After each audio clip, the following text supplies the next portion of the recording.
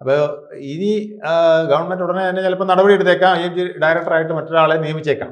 പക്ഷേ അവിടെ നിലവിലിരിക്കുന്ന ചോദ്യം, അങ്ങനെയാണെങ്കിലും അദ്ദേഹം വഹിച്ചിരുന്ന സ്ഥാനം ഒഴിയാതെ ഈ സ്ഥാനത്തേക്ക് വന്നത് ഒരു മിസ്അപ്രോപ്രിയേഷൻ അല്ലേ, അല്ലെങ്കിൽ ഒരു കുഴപ്പമല്ലേ, അല്ലെങ്കിൽ അതൊരു തെറ്റല്ലേ എന്ന് ഉള്ള ചോദ്യം കോടതിക്ക് മുമ്പാകെ വന്നേക്കാം.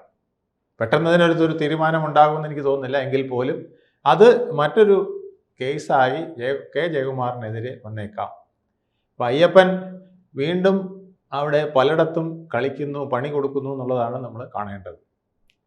ഒന്ന് ദേവസ്വം ബോർഡിൻ്റെ പദവിയിലേക്ക് വരുന്നവർക്കെല്ലാം ആ കസേര വളരെ മലീമസമായിരിക്കുന്നു. ആ കസേരയിൽ ആരിരുന്നാലും അവർ ആ കസേര സംശുദ്ധമാക്കാതെ, ആ സ്ഥാപനം സംശുദ്ധമാക്കാതെ, അയ്യപ്പൻ്റെ ഇരിപ്പിടം സംശുദ്ധമാക്കാതെ, അവിടെ നടന്ന തെറ്റുകൾ മാറ്റി തീർക്കാതെ, അല്ലെങ്കിൽ പൂർണ്ണമായും പരിഹരിക്കാതെ, പരിശുദ്ധി വരുത്താതെ ആര് ആ കസേരയിൽ ഇരുന്നാലും അവർ വെട്ടിലാവും എന്നുള്ളതിൻ്റെ ഒരു സൂചനയാണ്.